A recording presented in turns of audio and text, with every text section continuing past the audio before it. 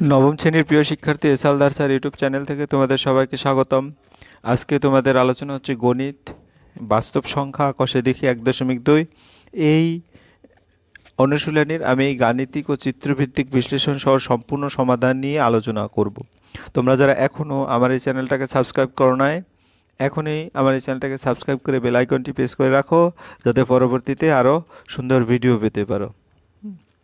তোমরা দেখতে পাচ্ছ কষে দেখি 1.2 এক নম্বরে টোটাল 6টি প্রশ্ন আছে, 2 নম্বরে 2, 3 এবং 3 নম্বরে হচ্ছে 9টি প্রশ্ন, 4, 5, 6, 6 নম্বরে 1, 2, 3, 4, 5, 6, 6টি, 6 নম্বরে 6টি। এই টোটাল যে 1.2 সমস্ত প্রশ্নের সমাধান নিয়ে আমি আলোচনা করব। চলো সরাসরি চলে যাচ্ছি সমাধান পর্বে। নিচের বক্তব্যের কোনটি সত্য কোনটি মিথ্যা লিখি। দুটি মূল সংখ্যার সমষ্টি সর্বদা মূল সংখ্যা হবে, এটা সত্য।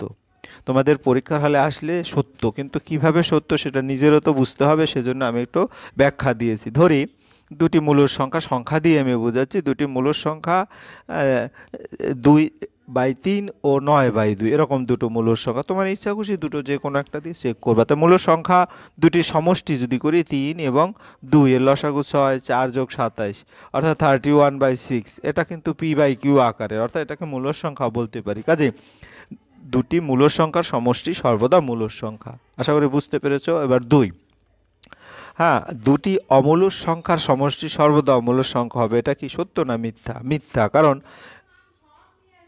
√5 এবং -√5 এই দুটো মূল সংখ্যা, এই দুটো মূল সংখ্যা যদি যোগ করি তাহলে শূন্য আসে। এই শূন্যটা কিন্তু একটি কি, শূন্য হচ্ছে একটি মূল সংখ্যা। কাজেই দুটি অমূল সংখ্যার সমষ্টি যে সর্বদাই অমূল সংখ্যা হবে তার কোনো ভিত্তি নেই, কাজে এটা মিথ্যা। এরপর আমরা 3 নম্বরে চলে যাচ্ছি। দুটি মূল সংখ্যার গুণফল সর্বদা মূল সংখ্যা হবে, সত্য। এর কারণটা কি আমরা দেখি। ওই একইভাবে দুটো সংখ্যা ধরলাম 3/2 ও 9/2।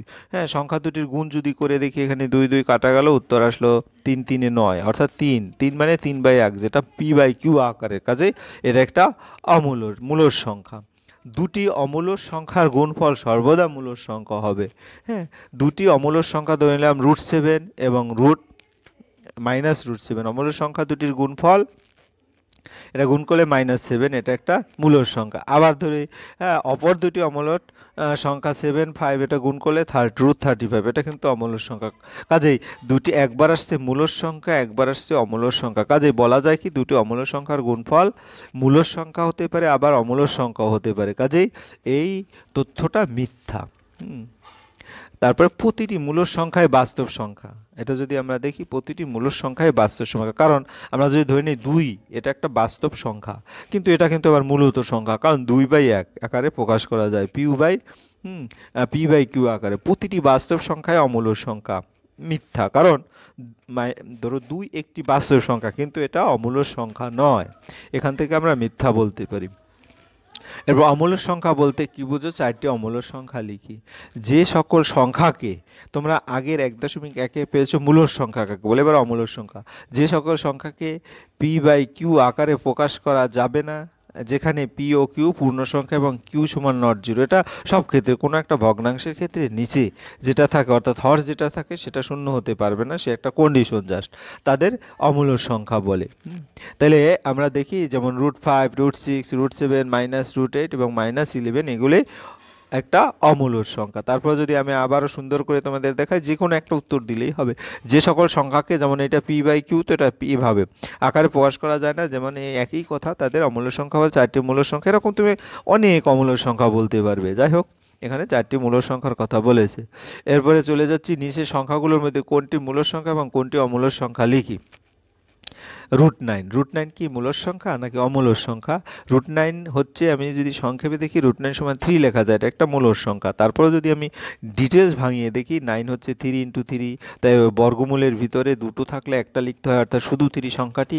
3কে আবার 3/1 এভাবে প্রকাশ করা যায়, 3/1, অর্থাৎ p/q আকারে লেখা যায়। কাজেই √9 একটি মূল সংখ্যা। ওকে, এবার 2 নম্বরের প্রশ্ন।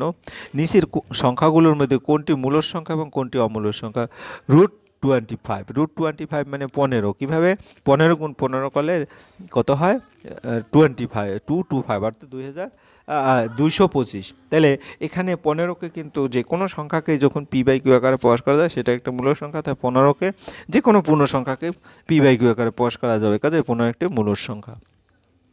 √7 কি একটি মূলদ সংখ্যা? একটি অমূলদ সংখ্যা। কীরকম অমূলদ সংখ্যা?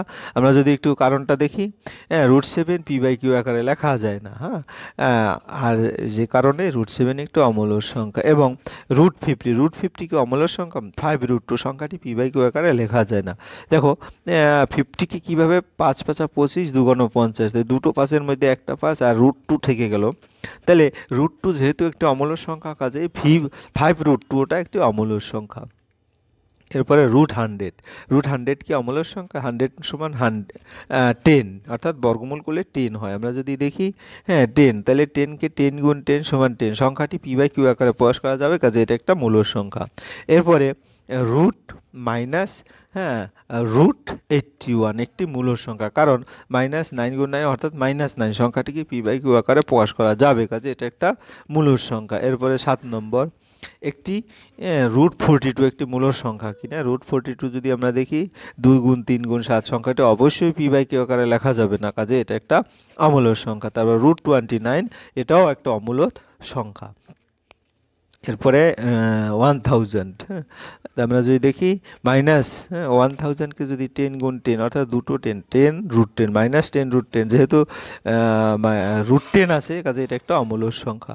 এরপরে আমরা সরাসরি চলে যাই সংখ্যা রেখায়, হ্যাঁ, √5 স্থাপন করতে বলেছে। তাই √5টাকে স্থাপন করার ক্ষেত্রে আমরা যদি দেখি একটু, হ্যাঁ, আমি চিত্রটা দেখা, প্রথমে সংখ্যা রেখার ও বিন্দু শূন্য স্থাপন করলাম, অর্থাৎ এই যে এই বিন্দুটা আমরা স্থাপন করলাম একটা দাগ টেনে, ডান দিকে 1 2 3 এভাবে করে ঘর নিলাম, বাম দিকে 1 2 -1 -2 -3 এভাবে করে ঘর নিলাম এবং ও বিন্দু স্থাপন করলাম প্রথমে। অর্থাৎ আমি যদি তোমাদের আলাদা করে ছোট্ট করে দেখিয়ে দিই, তাহলে এভাবে একটা দাগ নেব, ও বিন্দু স্থাপন করব, তারপরে এটা ও, তারপরে ডান দিকে +1 1 2 3 এভাবে, আর বাম দিকে 1 2 3। আমি সংখ্যা দেখালাম না, তোমাদের সামনেই আছে।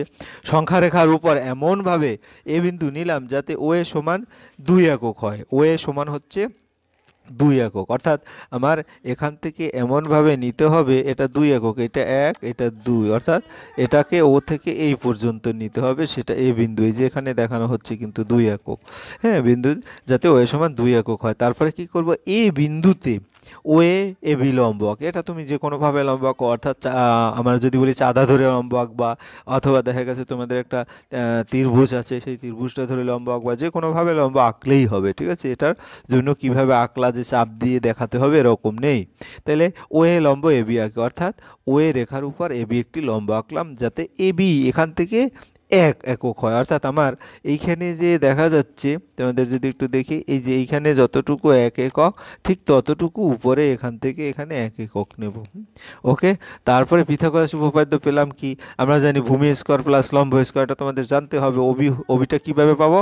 ওবিটা এখন তোমাদের যদি এখানে একটু দেখিয়ে দিই, এখানে লম্ব আঁকলাম, এটা হচ্ছে এ, হ্যাঁ, আর এটা হচ্ছে বি, তারপরে এখান থেকে এটা যোগ করে দিলাম, এটা ওবি। তাহলে পিথাগোরাসের সূত্র অনুসারে অতিভুজ হচ্ছে ওবি, তাহলে ওবি সমান √ওভার ও এ স্কোয়ার প্লাস ওবি স্কোয়ার। তাই ও এ স্কোয়ার মানে কি? 2, মানে 2 হোল স্কোয়ার প্লাস 1 স্কোয়ার, তাহলে 2 এর বর্গ করলে 4 হয়, 4 যোগ 1 5 হয়, অর্থাৎ এই যে মান, আমার দেখি এখানে এই মানটা, এই যে এই মানটার মান হচ্ছে √5 একক, ও বিন্দুকে কেন্দ্র করে। এখন আমরা কি করব, এখানে কম্পাস বসিয়ে এখানে ধরে একটা চাপ অঙ্কন করব, এখানে যেমন এরকম একটা চাপ অঙ্কন করব, এই যে, তাহলে এই যে পি বিন্দুটা পেলাম, এই যে পি বিন্দুটা পেলাম, বা এখানে যে পি বিন্দুটা আছে অঙ্কন করে যে সংখ্যা রেখা পেলাম, পি বিন্দুতে ছেদ করলো, অতএব ওপি সমান √5। তাহলে এখন আমার এখান থেকে ওপিটা হচ্ছে √5, ওই যে ওপিটা হচ্ছে √5, এখান থেকে এই যে ওপি, এই যে পি পর্যন্ত ওই ওপিটাই হচ্ছে √5, তাহলে √5 সংখ্যাকে স্থাপন করে পি বিন্দু পেলাম। এভাবে তোমরা চিত্র অঙ্কন করবে, সংখ্যা রেখা স্থাপন করি বলছে, অর্থাৎ তোমার 3 থেকে 4 মার্ক থাকলে তুমি এবার ডিটেলস বর্ণনা করে দিবে, নতুবা শুধু চিত্রটা এঁকে দিবে। যাই হোক, এরপরে হচ্ছে √3 স্থাপন করি। আশা করি ওটা যদি বুঝতে পারো তাহলে এটা তো আরও সহজে বুঝতে হবে। প্রথমে সংখ্যা রেখা ও বিন্দু স্থাপন করে নিলাম, সংখ্যা রেখা এমনভাবে এ বিন্দু নিলাম ও এ। হ্যাঁ, এবার √3 জন্য কি করব, এখান থেকে এই পর্যন্ত 1 একক নেব।